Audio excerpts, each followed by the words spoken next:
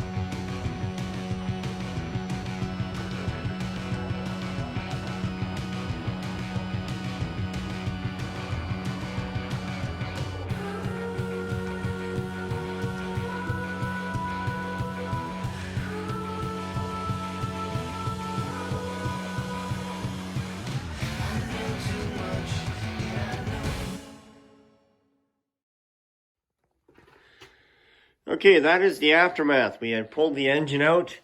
There is quite a few bolts in the back holding the bell housing and the transmission all together. These are the starter holes, and then there's probably about a dozen bolts all the way around the outside holding the transmission together.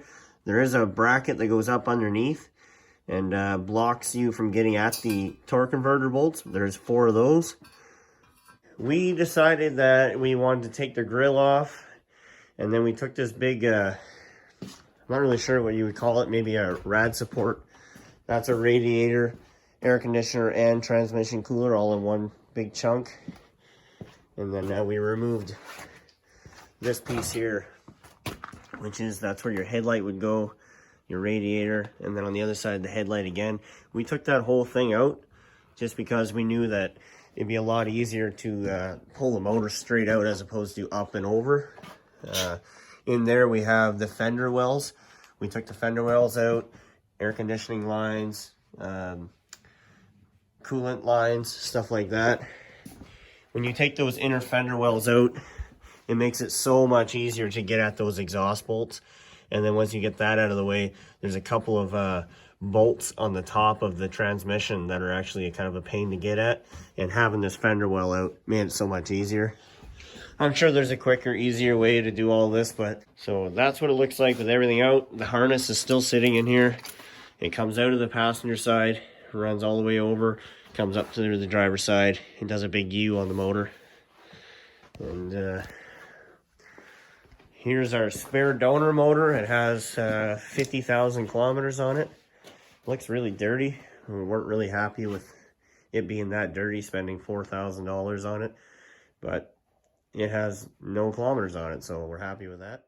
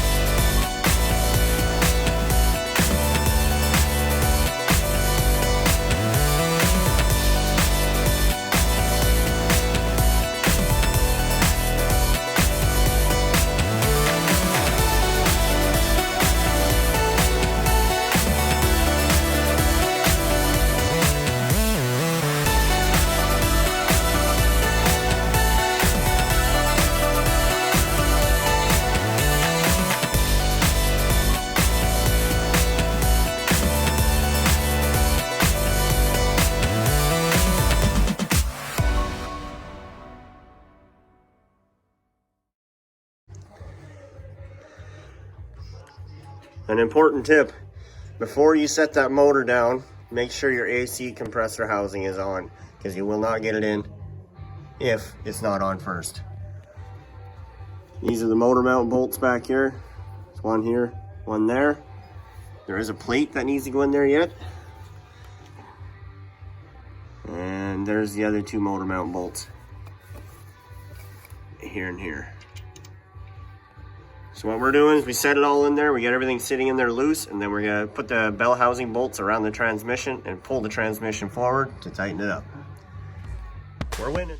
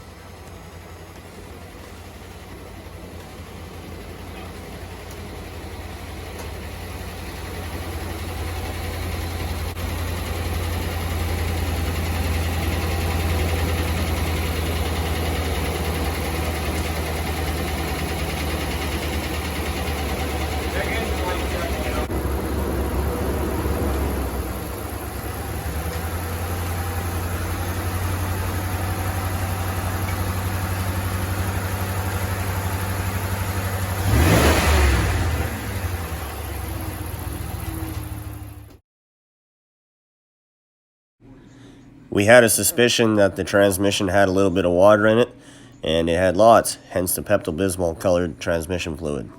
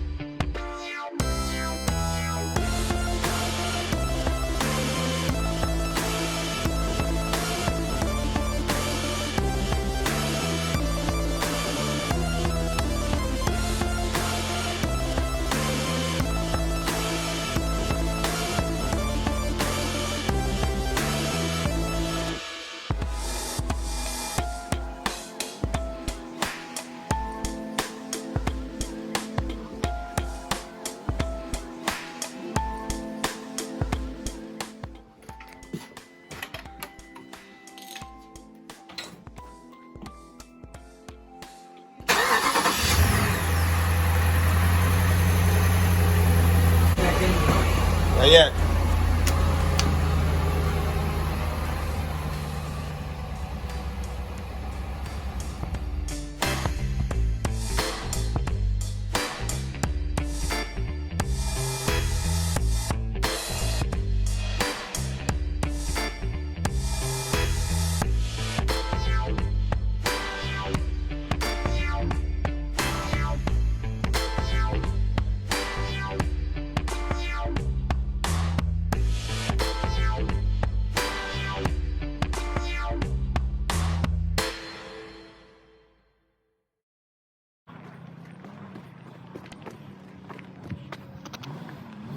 And there you have it. The Dodge Ram 1500 drives off into the sunset like a brand new truck.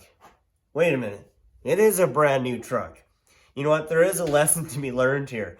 And you know what? I've already learned my lesson. It was just his turn. It happens. But nonetheless, we got the old motor out, put the new motor in there. I know it was kind of more of a social beer drinking motor swap than it was a YouTube how-to video. But if you have any questions, just jam them in the comments there and I'll answer them to the best of my ability and get you past whatever you're hung up on. If you like this stuff, please hit that like button. And if you really enjoy it, please subscribe. I get a lot more random projects coming along and hopefully you enjoy them as well. Don't forget to stay radical.